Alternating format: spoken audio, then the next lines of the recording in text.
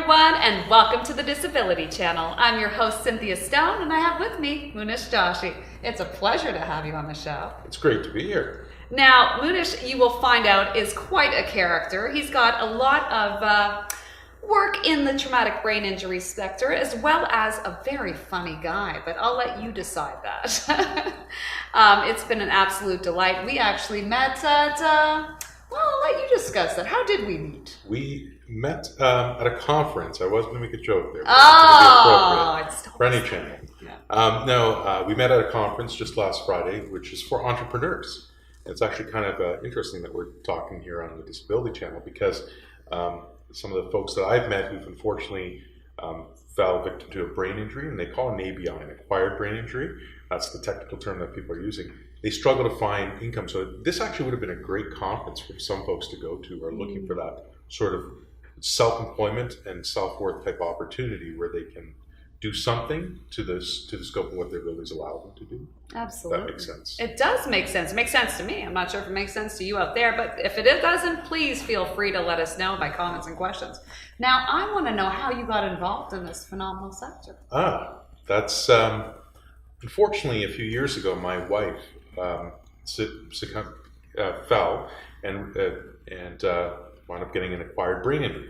So just by walking through a parking lot, her foot hit a pothole and she went head first into a car. So since then, she has lost the ability to drive. She's very sensitive to light, sound, and all sorts of other things. And she's very sensitive to high context environments. So if people are talking around her, or she's in a restaurant, all that busyness her brain can't process. And that, unfortunately, when your brain runs across these things, you start to lose the ability to talk or say certain words, and other types of things start to happen. So unfortunately, it just hit close to home. Absolutely. No pun intended. I gotta say that because she's gonna probably watch this. Oh, there you go. Now, what an amazing thing, and the fact that she walked away from it, that she was able to. She did. Yeah. She was extremely embarrassed by it, and today she still struggles, though. And 2 years on, and one of the things I'm grateful to be here for is to talk about the fact that those with acquired brain injuries, they look like you and I, they talk like you and I, just they're limited to how long they can be regular or fully functional.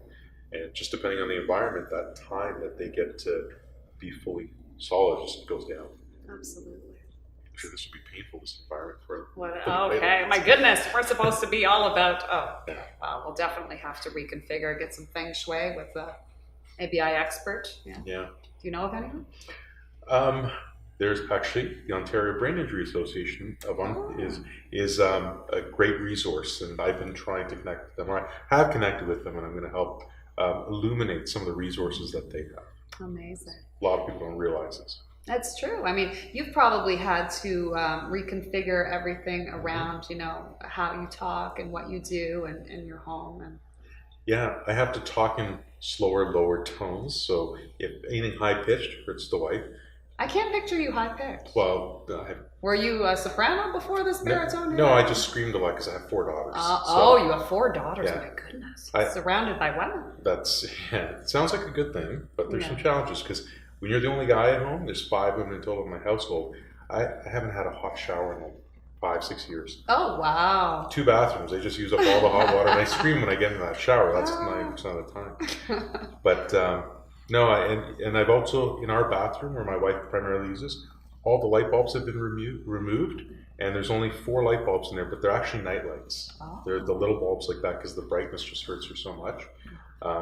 We have the blinds drawn most of the day because the light can really bother her, and then we have to put the volume on up to, I think, about 10 is the setting that we use. So a lot of challenges. Yeah. No friends come over anymore.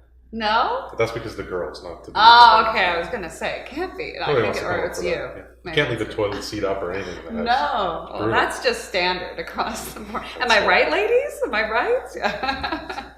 Oh, my goodness. Oh, there's some bathroom humor for you.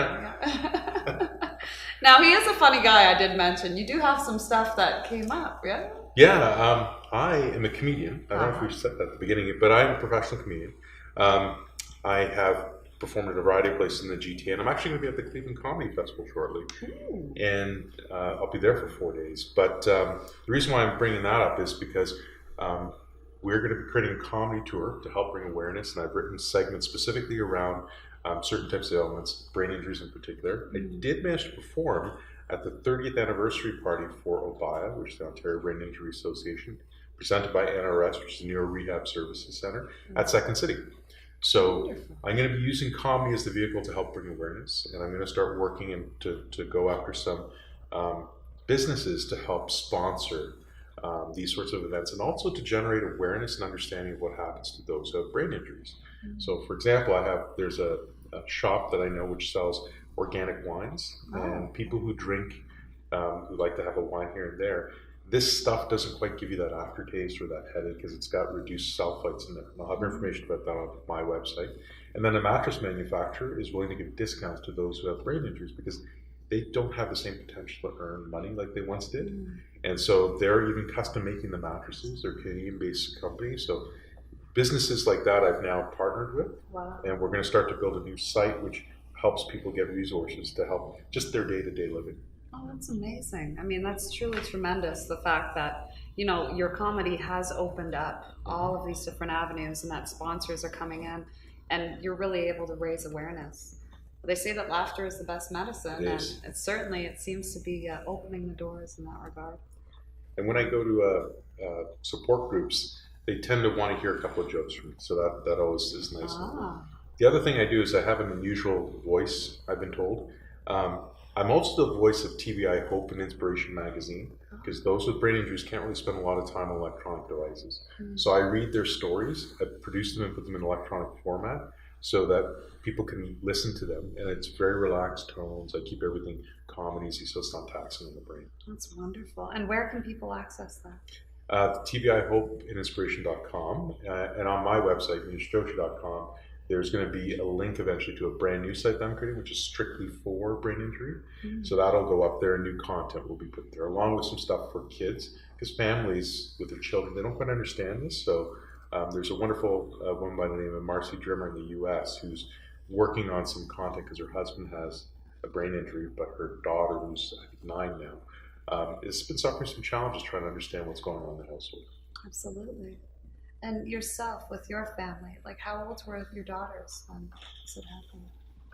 Well, one of my youngest daughters had anxiety issues, and they were amplified when she witnessed what happened to my wife. She witnessed it. She thought my wife was dead. She was struggling to get up, and that has led to some behavioral and speech problems, really, for the most part. Behavioral, not in a bad way, she's just not outgoing. She's just very clingy and that sort of thing.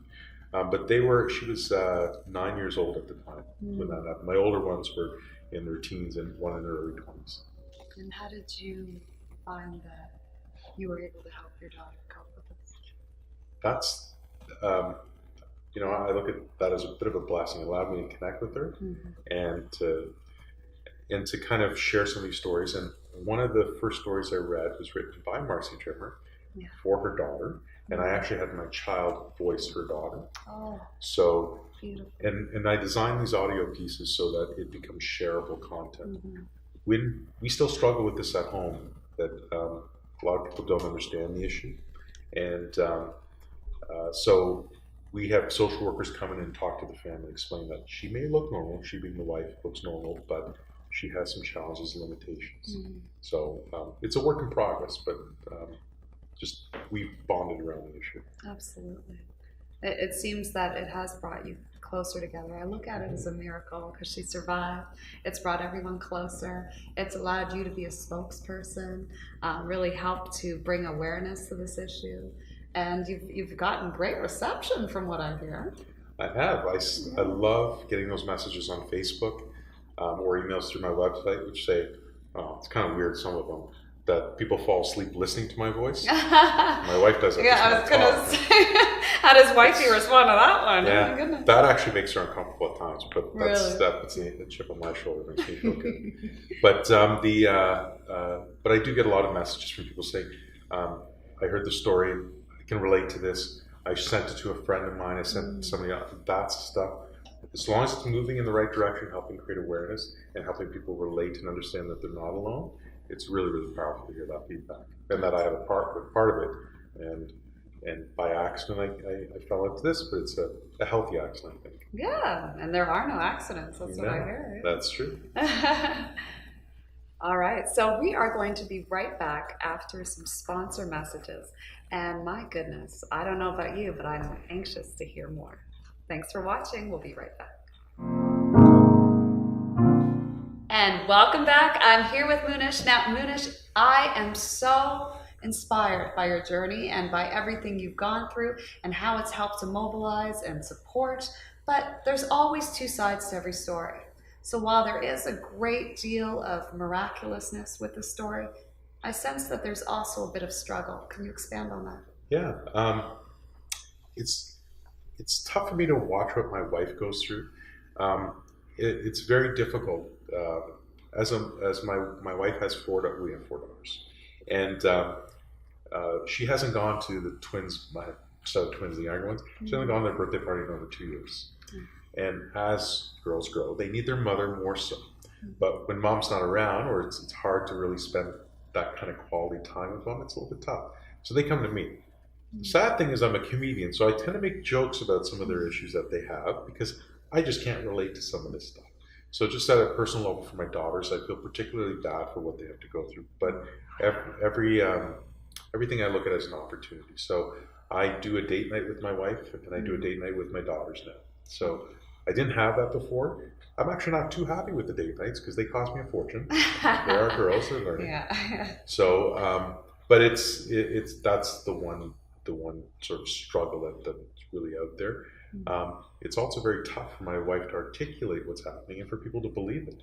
Like I said, she looks like you and I, completely fine, and when she tells somebody that she has a head injury or a brain injury, they look at her like she's mentally handicapped in some way, but it's not that at all. She just struggles with the environment.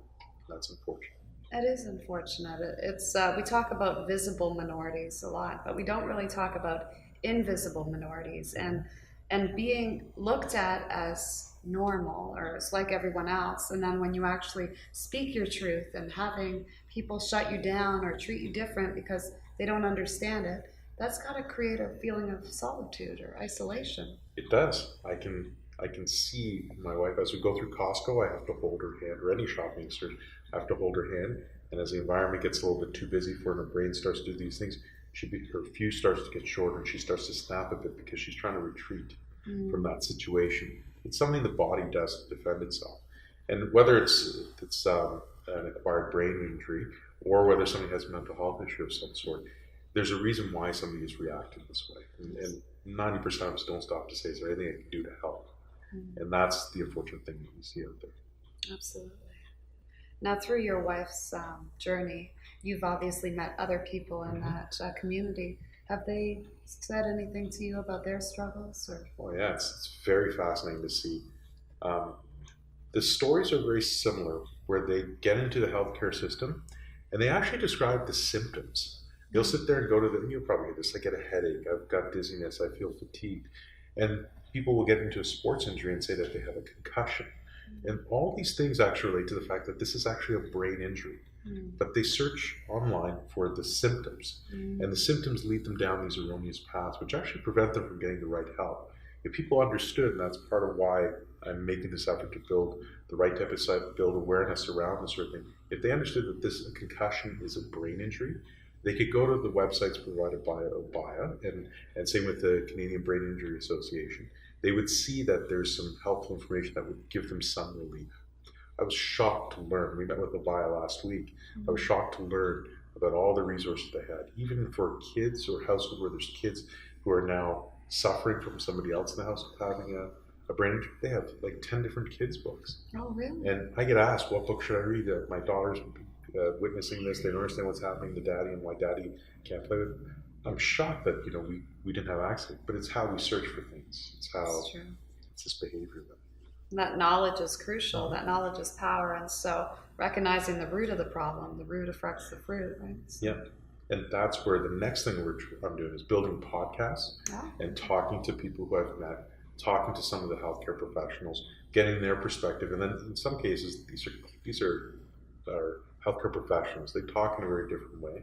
I can translate that and put it into more layman terms and help get another site going where people can find it. But more of the stuff will be on my website and on this other site to help those who are affected. More importantly, I'm going to give them a reason to laugh. So actually, I do have the clip that I did for the Abaya show, which was dedicated to brain injury and jokes around brain injury. So I made fun of people who seem to have a brain injury, but they don't. So blondes. I resemble that remark. Trump in particular, that's funny. So I put that together and that's on the website. It's all. I'm so intrigued to listen. What's this blonde joke? Well, it's pretty simple. That my wife went to the doctor. And it took months for them to actually diagnose, and that's actually a real common problem. And they're saying that you're confused, you're not getting things, you're slow. Maybe because you're blonde, but it took a while to figure it out. But they figured it out because the same thing affects Donald Trump. Totally, right? That's right. I mean, no. We're not going to touch that one. No. But feel free to send in your comments, your questions, your concerns. Any Trump supporters, not a Trump supporter, we want to hear from you. We don't take sides here. All right, so amazing. Now you found a bunch of resources aside from this podcast, your website, Abaya. Meeting the healthcare professionals. Actually, it's funny when you call in and you tell them that you're a comedian and you want to talk to them. They go to your website. It looks legit to them. They're not offended by the material. Then it leads to a conversation. We've met some really interesting folks. We've got a lot of perspective and a lot of education. And there are concussion clinics popping up all over the place. And they all provide services, but not all of them are built the same. So there's some practices that may work well for some, but may not work for others. The surprising thing is your family physician may not fully understand where the right resources are.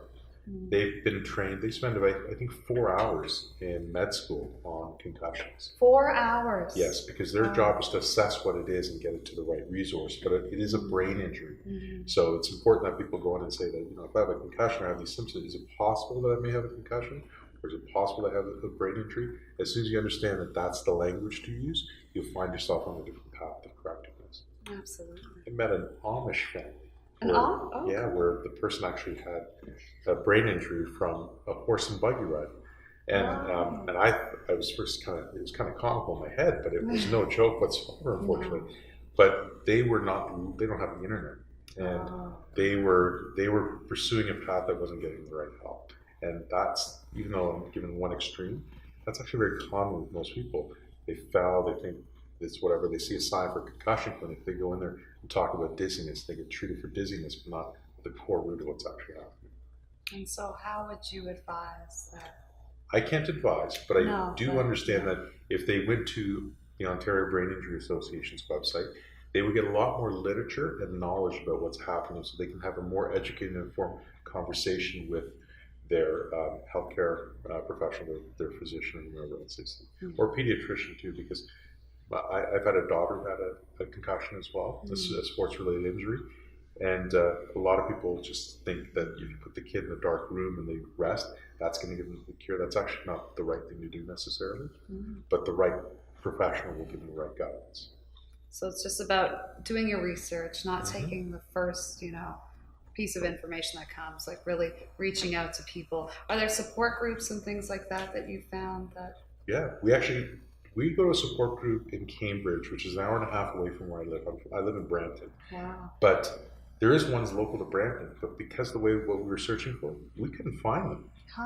So that just tells you the challenge of what's available online and how we use language, especially online, to find help. And it's true even with other mental health issues. People tend to search up these symptoms or see something on TV and then follow the wrong path. But the more you talk to people, the more people hear about these stories, the more likely you're going to find an avenue that works for you. Absolutely.